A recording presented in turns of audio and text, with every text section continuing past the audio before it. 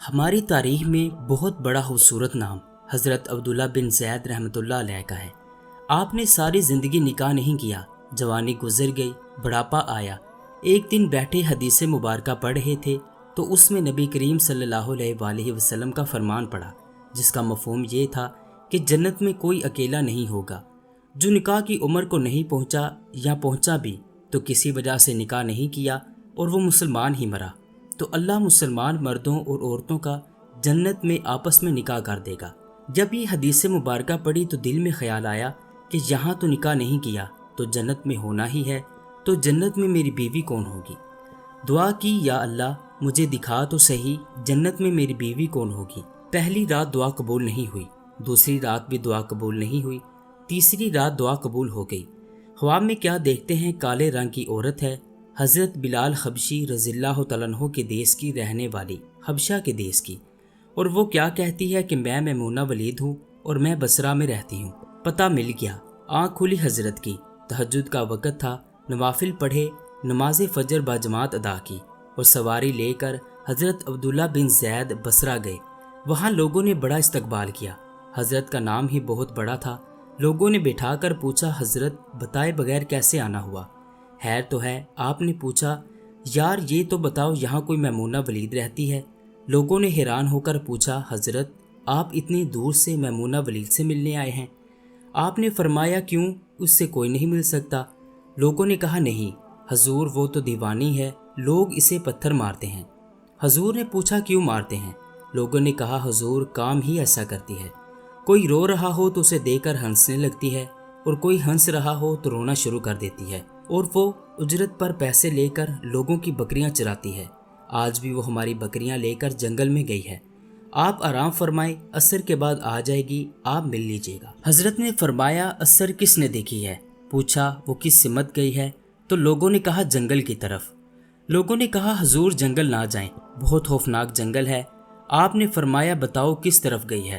لوگوں نے بتایا۔ آپ فرماتے ہیں کہ میں نکل گیا، جب میں جنگل میں گیا تو واقعی جنگل بہت خوفناک تھا، جنگلی جانوروں کی بھرمار تھی، قدم قدم پر کوئی نہ کوئی چیز کھڑی ہے۔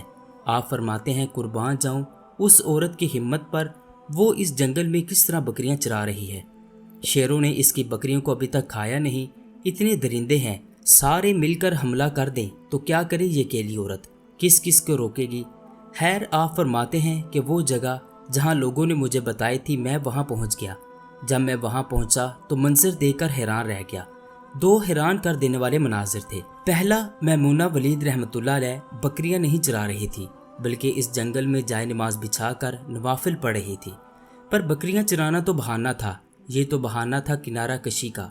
لوگ یہی سمجھتے تھے میمونہ سارا دن بکریاں چراتی ہے، لیکن میمونہ بکریاں نہیں چرا رہی تھی۔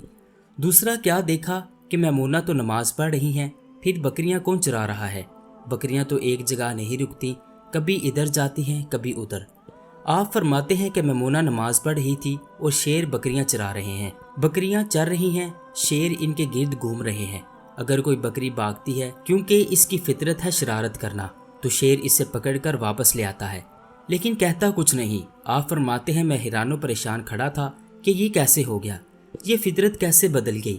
لوگ کہتے ہیں فطرت کبھی نہیں بدلتی، یہ شیروں اور بکریوں میں یاری کیسے ہو گئی؟ آپ فرماتے ہیں، میں حیران و پریشان کھڑا ہوں، مجھے نہیں پتا کہ کب میمونہ ولید نے نماز ختم کر دی اور مجھے مخاطب کر کے کہتی ہے کہ ملنے کا وعدہ تو جنت میں تھا، آپ یہاں آ گئے۔ آپ فرماتے ہیں، میں حیران رہ گیا، اس سے پہلے تو ملاقات بھی نہیں ہوئی، تو حضرت میمونہ ولید کو میرا نام کیسے پتا چل گیا؟ تو آپ فرماتے ہیں کہ میں نے میمونہ ولید سے سوال کیا، اس سے پہلے ہم ملے نہیں، ملاقات نہیں ہوئی، تو میرا نام کیسے پتا چلا؟ تو جواب ملا، حضرت میمونہ ولید فرماتی ہیں، عبداللہ جس اللہ نے رات کو تجھے میرے بارے میں بتایا، اسی اللہ نے مجھے آپ کے بارے میں بتایا۔ آپ فرماتے ہیں کہ جس چیز نے مجھے سب سے زیادہ حیران کیا وہ یہ تھا کہ یہ فطرت کیسے بدلی۔ میں نے حضرت میمونہ ولید رحمۃ اللہ علیہ سے پوچھا، آپ یہ بتاؤ یہ شیروں نے بکریوں کے ساتھ یاری کیسے کر لی؟ یہ تو غذا ہے ان کی، اگر شیر بکریوں کے ساتھ یاری لگائے گا تو کھائے گا کیا؟ یہ کیسے معاملہ ہو گیا؟ تو حضرت میمونہ ولید رحمۃ اللہ علیہ فرماتی ہے، جب سے میں نے رب سے صلح کر لی ہے، اس دن سے ان شیروں نے بھی میری بکریوں کے ساتھ صلح کر لی ہے۔ دوستو، ہم سب بھی اللہ سے صلح کر لیں، یاری لگا لیں، کہیں دیر نہ ہو جائے۔ رب کے ساتھ اپنا تعلق مضبوط کر لیں۔ ہم اللہ کی کتنی نافرمانی کرتے ہیں، لیکن وہ کھلا بھی رہا ہے، پلا بھی رہا ہے، دکھا بھی رہا ہے اور سنا بھی رہا ہے۔